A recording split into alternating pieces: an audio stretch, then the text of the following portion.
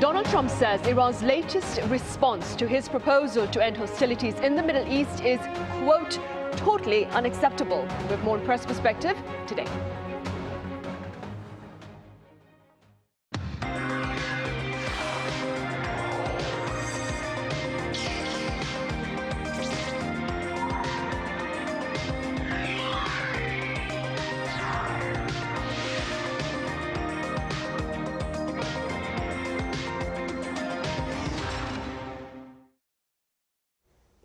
Hope your work week is off to a good start. It's Monday, May 11th here in Seoul, and you're watching Press Perspective. Now, prospects of a deal to halt hostilities between Washington and Tehran are looking dull, as Iran's response to a recent one-page proposal by the U.S. has been rejected by Donald Trump. For more on this, our freelance journalist, Yang Chien-Hao from Taiwan, here in the studio. Chien-Hao, hope you had a great weekend. Hello, glad to be here with another chaotic day and week of Iran and United States. Indeed, indeed. I also have Chloe Borgnon with French broadcaster France 24 with us. Chloe, it's great to have you here. Hello, thank you for having me. Chien-Hao, we start with you. So let's begin with the latest regarding prospects for a peace deal between the U.S. and Iran. So Iran has responded, as I mentioned, to the peace proposal by Mr. Trump. What did Iran say? So last Friday, Iran's foreign ministry just revealed that it was reviewing a United States proposed framework for ending the conflict.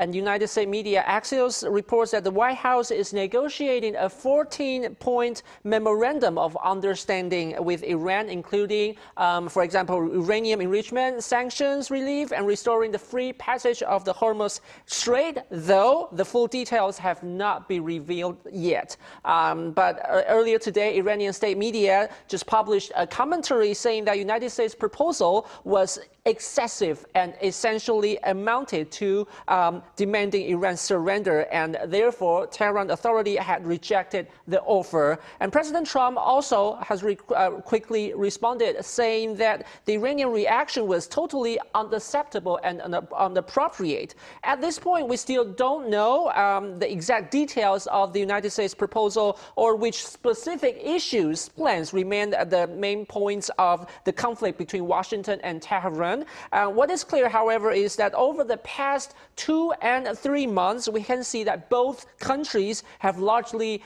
been talking past each other and trading accusations, and the two sides have never been able to reach any agree to the conditions for a ceasefire. And as we just mentioned earlier, that the United States wanted Iran to halt Iranian enrichment and reopen the Strait of Hormuz, while Iran demands that the United States stop attacking on Iran and Lebanon as well, and lift the sanction. But neither side has accepted the other's conditions, and as the conflict drags on, both countries now appear stuck in a stalemate. The United States initially eliminated several top Iranian leaders and key military and intelligence officials, but has not carried out any larger-scale operations since then. And Iran, meanwhile, continues launching airstrikes against United States allied countries such as UAE or Israel in the region, but has also failed to achieve any major breakthrough. Right now, this conflict appears increasingly likely to become a long-term confrontation. Right. Chloe, as Chien-Hao mentioned, Mr. Trump was upset, to say the least, with regard to the response from Iran. What more do we know about his response?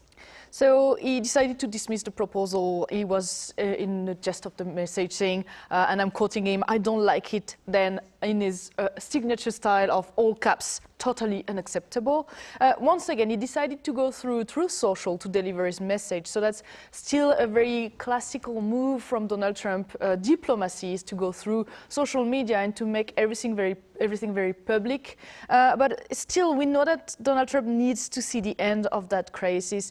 We know that he's been speaking about that also in regard with his next visit to China, saying that it is a big element that probably Xi Jinping would be happy. He was saying something like he would probably embrace him if the Hormuz Strait was opening again. And even last week he was again saying that the end of the war was close. So even if he said now in public that it is a totally unacceptable deal, I guess that diplomacy still has to be working on and still has to go to try to find end to that crisis. Right, and speaking about diplomacy, Chloe, with regard to France, I believe the Macron government has sent its flagship aircraft carrier to the strategic waterway. Could you give us some context behind that decision? Yeah, so the Charles de Gaulle, that's the aircraft carrier, has been going through the Suez Canal and it was en route to Hormuz. So there was some critique from Iran that obviously was thinking that it might be a military move, and that was kind of criticizing a possible involvement from France. But according to political media, Politico, it actually might be on its way to protect French ships because there's been one ship that was struck last week, I think, and also that was a Maltese flag pavilion, but still was from a French company with French employees on board. And Emmanuel Macron has said that the France was not planning any naval deployment, but only a security mission that would be coordinated with Iran. So nothing on the side of engaging on some of the programs dealt from the United States, mostly protecting the French ships that are currently stranded in the Hormuz Strait. Sorry.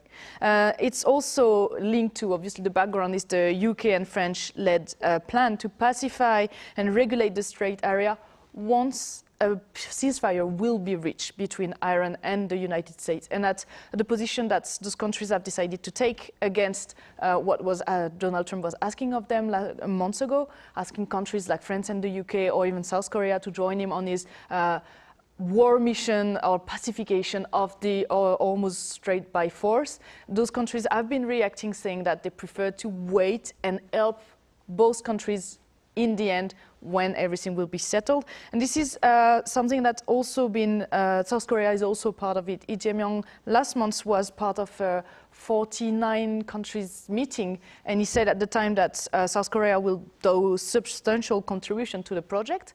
And actually today, defense ministers from more than 40 nations are going to meet online to the demand of the UK, like through the leadership of UK and France, to discuss again this project, hoping that the ceasefire would be applied at one point. Right. Chien-Hao, with regard to the US's Asian partners like Taiwan and South Korea, Mr. Trump's announcement of a troop withdrawal from Germany has led to some concern. Now, more recently, U.S. Secretary of State Marco Rubio has downplayed the potential withdrawal of American troops from Germany. What exactly did he say? What are the prospects of an American troop withdrawal from Germany? So the key issue here is that after the United States launched strikes and take real actions on Iran territory, and indeed NATO did not actively provide strong support to Washington, and that reportedly left President Trump deeply frustrated. And as a result, the United States very quickly announced plans to reduce its troop presence in Germany, and that has raised concerns over whether the United States could eventually scale back its military presence in Europe more broadly. And if that really happens, NATO could face much greater difficulty dealing with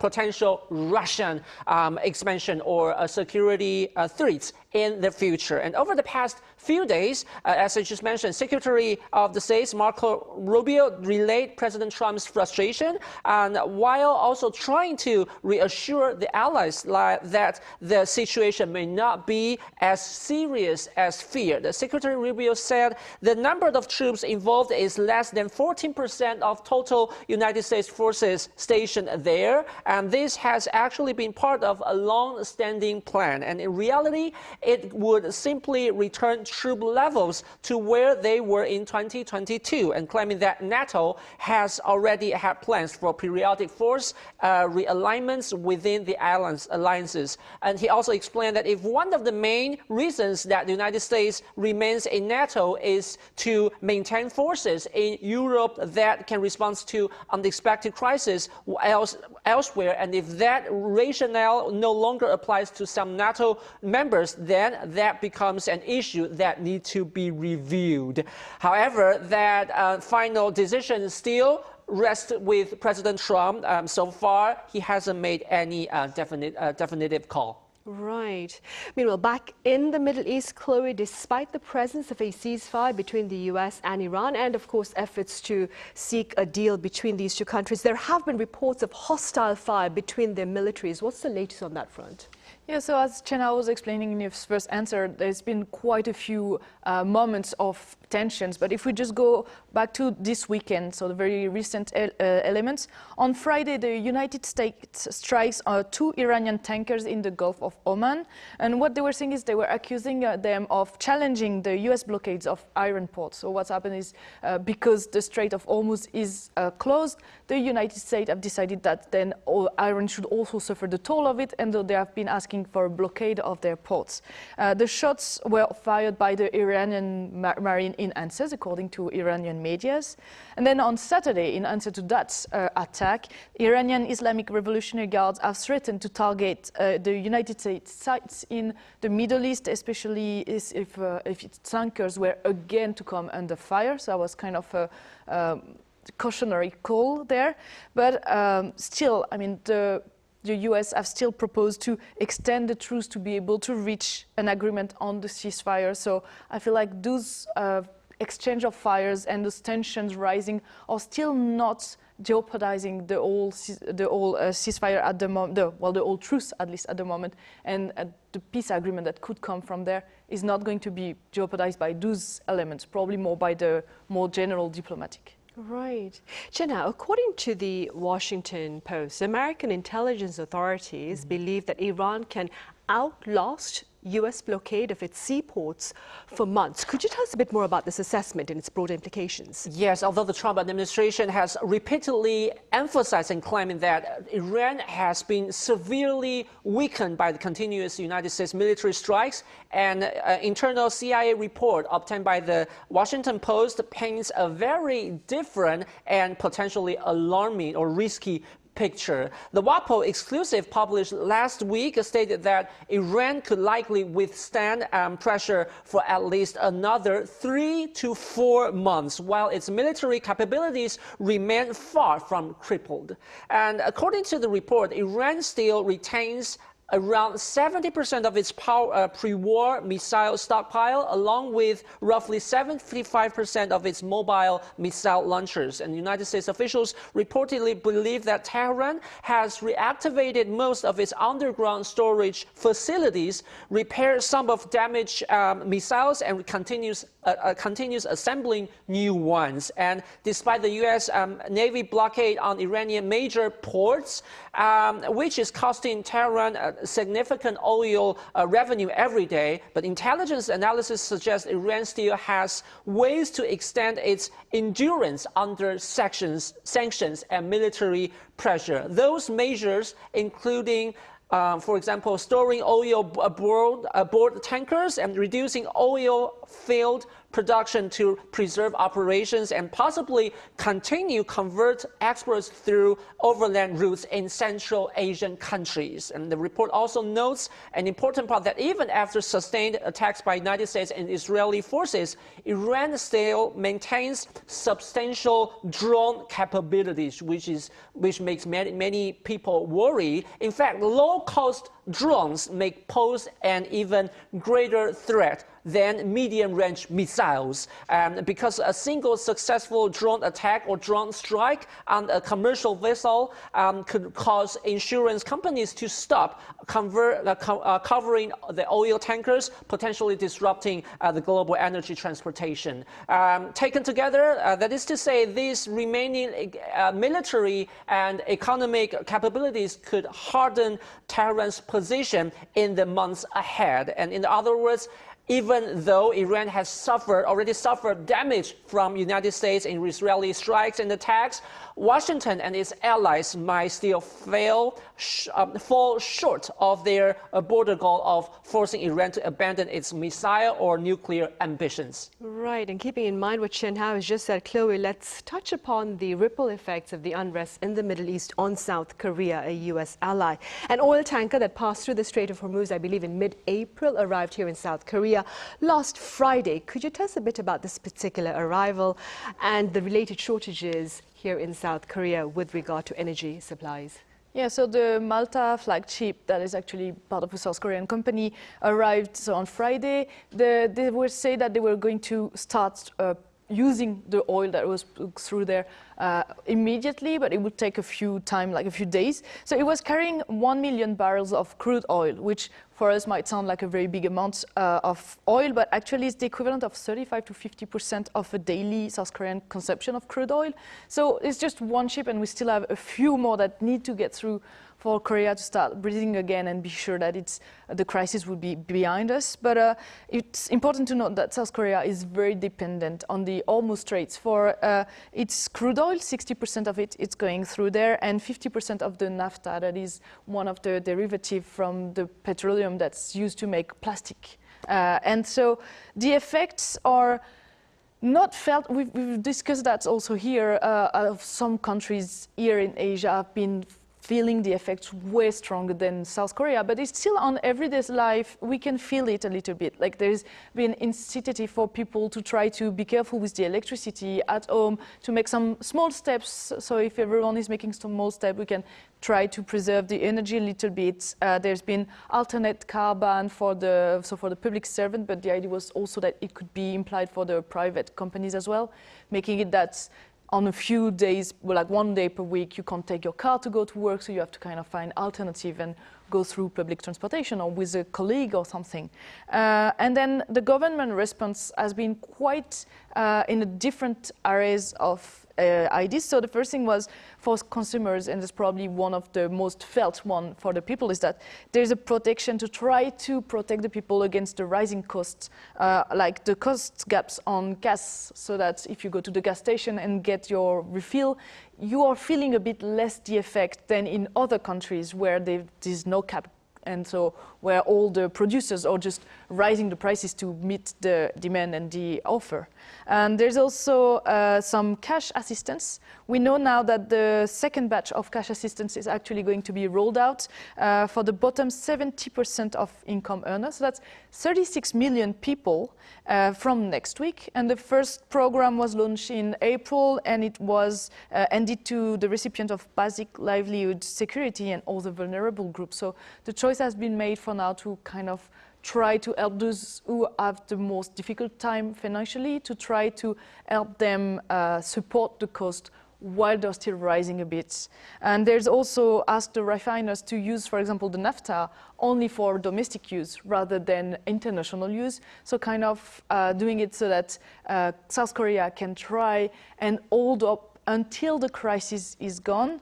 But there was also obviously developing alternative routes, knowing that now there's kind of a pinpoint on even if there is a ceasefire and even if peace is coming back, could Iran decide that the blockade of Hormuz Strait is actually a very good way of getting a chokehold on the rest of the world? So there's been other countries in the Middle East or in Kazakhstan, for example, that have been approached by the government in the recent weeks. And so, for example, 270 million barrels have been secured of crude oil until the end of the year, and they will be coming to South Korea through all the way rather than the Hormuz Straits. Right.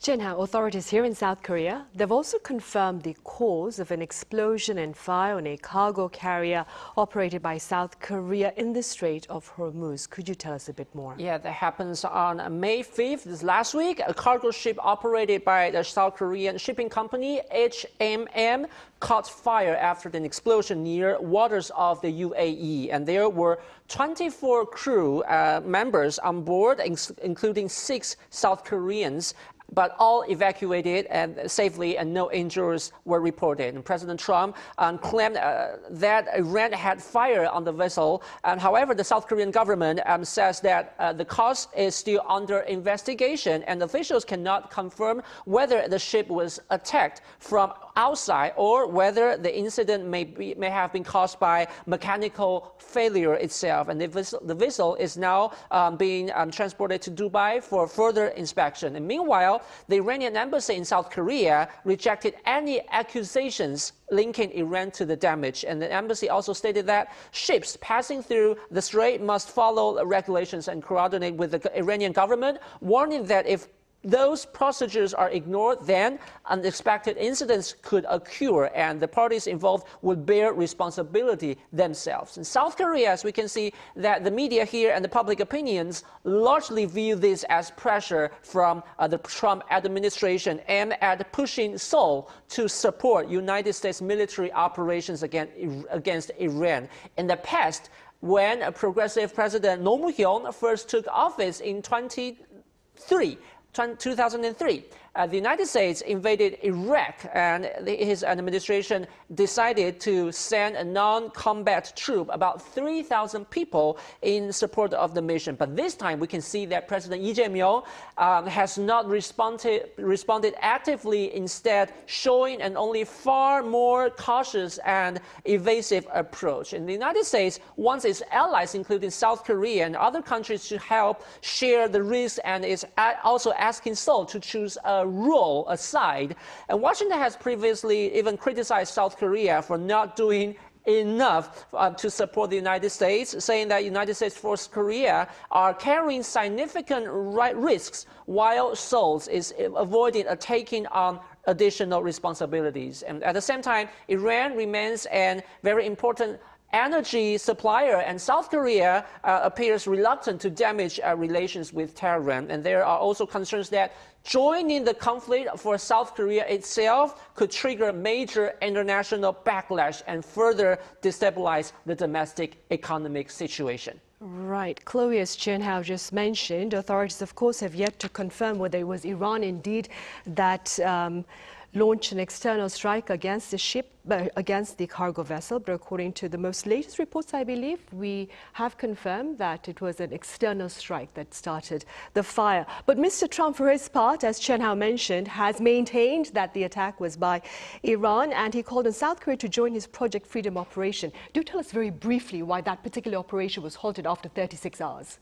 Yeah, so the Project Freedom is now imposed, and according to NBC News that got sources from two United States officials, it's actually because Saudi Arabia, that's one of the US ally, has been angered by the project and by not being told in advance and consulted on it. So they just apparently decided to block access to their military bases and to airspace to the United States fighters that will be involved with the Project Freedom. So obviously that kind of put an end to all those projects. For now, there's been call between Donald Trump and the Saudi Crown Prince Mohammed bin Salman, but there's no agreement that were reached for now. So that project had to be kind of put on hold until they finally reach an agreement and see together what should be done. Right, indeed. So Project Freedom, for now, remains halted.